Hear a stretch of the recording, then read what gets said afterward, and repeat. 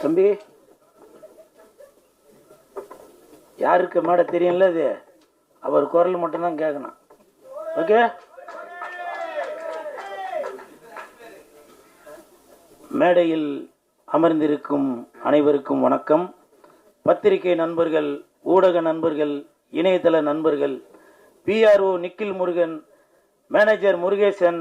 முருகேசா, நீ என் மகனா? நீ எங்க இருக்கிறாய்? அனைவருக்கும் வணக்கம். மேடையில் பேசி கைத்தட்டல் வாங்கும் அளவிற்கு நான் செந்தமிழன் சீமான் இல்லை. தயவு செய்து நீங்களே ஒரு தடவை கை தட்டிருங்கப்பா. இந்த கைத்தட்டல்கள் அனைத்தும் பரமசிவன் பாத்திமா அந்த குழுவிற்கு தான் போய் சேரும்.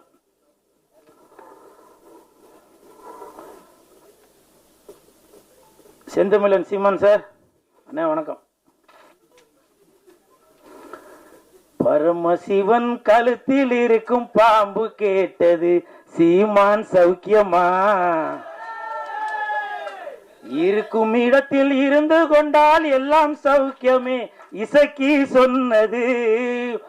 அதில் இல்ல, இதில் அர்த்தம் உள்ளது.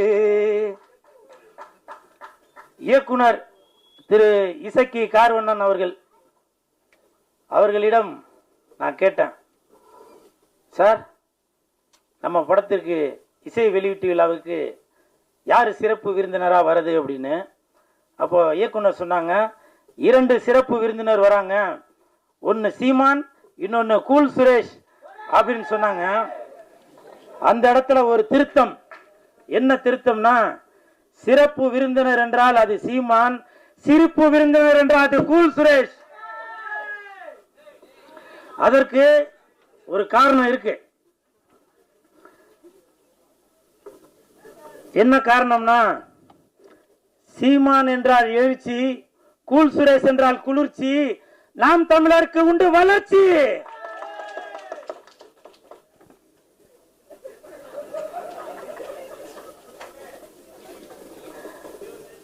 அது மட்டும் இல்ல, நான் எதுக்கு சீமான் அண்ணனை வந்து இந்த இடத்துல ஏதோ ஜால்ரா போட்டு ஏதோ பெருமையா பேசுறாரு போல அப்படின்னு சில பேர் நினைக்கலாம். கமெண்ட்ல சில பேர் கூட அந்த மாதிரி கமெண்ட் பண்ணிட்டு இருக்கீங்க. அதுக்கு ஒரு உதாரணம் சொல்றேன். இந்த பரமசிவன் பாத்திமா அந்த படத்திற்கு உண்மையிலேயே தகுதியான ஒரு மனிதர் என்றால் அது செந்தமிழன் சீமானந்தன் மட்டும்தான். தமிழகத்தில் மட்டுமல்ல, இந்தியாவில் மட்டுமல்ல, உலகத்தில் உள்ள யாரை எடுத்துட்டாலுமே சரி, இந்த பரமசிவன் பாத்திமா படத்திற்கு இசை வெளியீட்டு விழாவிற்கு வரக்கூடிய தகுதியான ஒரே மனிதர் அது செந்தமிழன் அண்ணன் சீமான் அவர்கள் தான். காரணம், பாத்திமா பரமசிவன், பரமசிவன் பாத்திமா, பரமசிவன் ஆண், பாத்திமா பெண்.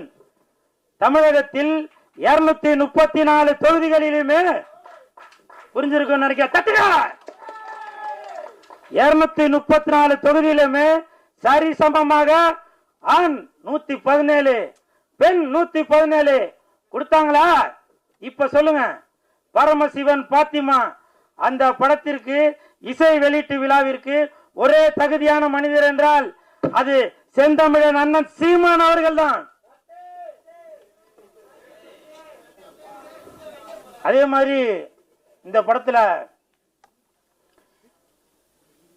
இசக்கி கார்வண்ணன் அவர்கள், இயக்குனர் அவர்கள் நிறைய டைலாக், அது நம்ம பார்க்கும்போது நம்மளை அறியாமலே கண்டிப்பாக நீங்கள் படம் பார்க்கும்போது தெரியும் பாருங்க, அந்த கூஸ் பம்ப்ஸ்ன்னு சொல்லுவாங்களே, அது நடக்கும். காரணம், நானே அதில் சில வசனங்களை பேசியிருக்கேன், அவர் சாருக்கு சொல்லி கொடுத்ததான். மத பிரச்சனைன்னு சொல்லாதீங்க, 2 மனிதர்களுக்குள்ள பிரச்சனைன்னு சொல்லுங்க அப்படின்னு ஒரு வசனம் வரும். ஜாதி பிரச்சனைன்னு சொல்லாதீங்க, இது ஜனங்களுக்குள்ள பிரச்சனைன்னு சொல்லுங்க அப்படின்னு சொல்லி அந்த படத்துல வசனங்கள் வரும். அப்படி இன்று மக்களுடைய மனநிலையை புரிந்து கொண்டு அந்த படத்தை இயக்கி வசனமும் எழுதி தயாரித்து இருக்கிறாரு இயக்குனர் இசக்கி கார்வண்ணன் அவர்கள். அவருக்கு என் மனமார்ந்த நன்றி. அதே மாதிரி ஒரு வார்த்தையும் சொன்னாங்க, தலைவா இந்த படத்தில் நீங்கள் வந்து செகண்ட் ஹீரோ அப்படின்னு. அது உண்மையா பொய்யான்னு தெரியல. அப்படி சொன்னாதான் இவன் வந்து ப்ரமோஷன் எதுவும் பண்ணுவான் அப்படின்றதுக்காக சொன்னாங்களான்னு தெரியல. இருந்தாலும் சார், இந்த படத்தில் நான் நடிச்சிருக்கேன். கண்டிப்பாக என் உடல் பொருள் ஆவி அனைத்தும் இந்த பரமசிவன் பாத்திமாக்கு கண்டிப்பாக அர்ப்பணிச்சுட்டு தான் போவேன். அதே மாதிரி படத்தின் ஒளிப்பதிவாளர் சுகுமார் சார் இந்த படத்தில் ஒளிப்பதிவை மட்டும் கவனிக்காமல் நல்ல அற்புதமான நடிப்பையும் கொடுத்துருக்காரு. எனக்கு தெரிஞ்சு அடுத்த பிரகாஷ்ராஜ் அவர்களாக வருவதற்கு நிறைய வாய்ப்பு இருக்கு. எங்க அவரு வாங்க. எதுக்காக இது சொல்றேன்னா, ஷூட்டிங் ஸ்பாட்டில் சொன்னாரு, தலைவா அடுத்து நான் ஒர்க் பண்ற படத்துல எல்லாத்துலயும் நீங்க இருப்பீங்க, எல்லாத்துலயும் இருப்பீங்கன்னாரு. 3 படம் ஒர்க் பண்ணிட்டாரு, இது வரைக்கும் கூப்பிட காணோம். இல்லை இந்த மாதிரி இடத்துல சொன்னாதான், ஃபோன் பண்ணி சொன்னால் அது சரியாக இருக்காது இல்லையா. அதே மாதிரி படத்தின் கதாநாயகன் கமல் அவர்கள், இல்லை விமல் அவர்கள், இல்லை அந்த அந்த கமல் விமலுக்கு ஒரு காரணம் இருக்குது. விமல் அவர்கள், அவரை பற்றி சொல்கிறதுக்கு ஒன்றும் பெருசாக ஒன்றும் இல்லை. அதுக்கு என்ன காரணம்னா, ஷூட்டிங் ஸ்பாட்டில் அவர் உண்டு, அவர் வேலை உண்டுன்னு இருக்கார். எனக்கு தெரிஞ்சு விஜய் சார் அப்படி இருப்பார். அதே மாதிரி விமல் அவர்களும் தான் உண்டு தன் வேலை உண்டு அப்படின்னு இருக்காரு. கூப்பிட்டாக்க ஷாட்டுக்கு வராரு, இல்லைன்னா போய் பேசாமல் உட்காந்துறாரு. அப்படி ஒரு அற்புதமான மாதிரி நான் ஃபஸ்ட்டு அவர் கூட தான் அந்த படம் ஒர்க் பண்ணியிருக்கேன். ஸோ வாழ்த்துக்கள் விமல் சார், வாழ்த்துக்கள். தம்பி உன் பேர் நம்ம விஆரா? விஆர். அந்த தம்பி வந்து என் பக்கத்தில் உட்காந்துருக்கும்போது நான் எழுதிட்டு இருந்தேன், ஆனால் என்னையும் கொஞ்சம் இப்போ நல்லா பில்டப்பாக சொல்லுங்கண்ணா அப்படின்னா. ஆனால் அவன் பேசும்போது அது சொல்லியிருக்கனால அது சொல்ல காணாம். இருந்தாலும் பரவாயில்ல, அந்த தம்பி விஆர் இந்த படத்தில் நல்லா நடிச்சிருக்கான். அந்த பொண்ணு கூடயே சுற்றின்னு இருப்பான்.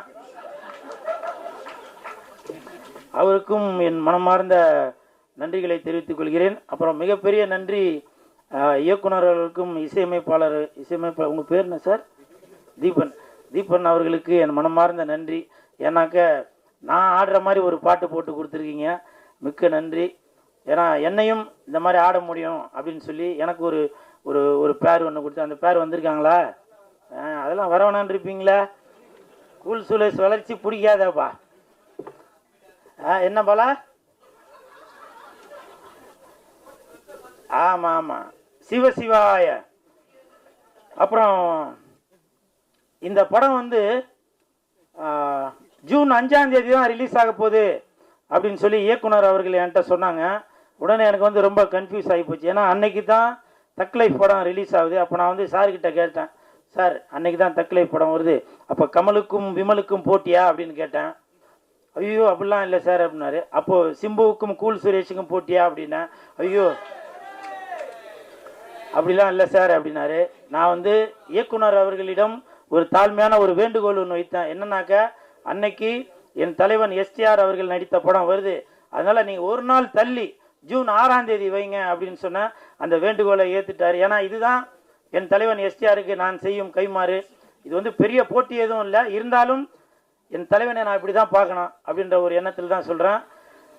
என்றைக்குமே வெந்து தணிந்தது காடு, வெந்து தணிந்தது காடு, சீமானனுக்கு வணக்கத்தை போடு. அப்புறம் இன்னொரு முக்கியமான விஷயம், கமல் சார், நீங்கள் வந்து உலக நாயகனாக இருந்து விண்வெளி நாயகனாக மேலே ஒரு படி போயிட்டீங்க. அந்த உலக நாயகன் அந்த பட்டம் வந்து இப்போ வெற்றிடமாக இருக்கு. என் தலைவன் எஸ்டிஆர் அவர்களுக்கு அந்த உலக நாயகன் பட்டத்தை நீங்கள் கொடுக்கணும் அப்படின்னு சொல்லி நான் தாழ்மையுடன் கேட்டுக்கொள்கிறேன்.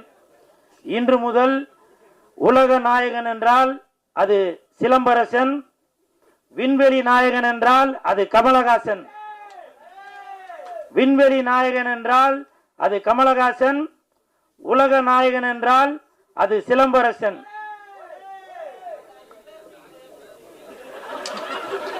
என்னவோ சொன்னீங்கப்பா, கேட்கலவா? பரமசிவன் பாத்திமா வருகின்ற ஜூன் 6, கொஞ்சம் பார்த்துமா. நன்றி நன்றி நன்றி நன்றி. இப்போ இல்லை நான் இந்த இடத்துல ஒரு ஒரு விஷயம் சொல்லணும்னு நினைக்கிறேன். இப்போ நிறைய பேர் நினைக்கலாம், என்னவோ அப்படி போட்டுன்னு அப்படி வந்து நிற்கிறானடா அப்படின்னு. அதை பற்றிலாம் நான் எதுவும் கவலைப்படலைங்க. இதே நான் ஒரு ஒரு படத்தில் போட்டு நான் ஆடி இருந்தால் என்ன நினச்சிப்பேன்?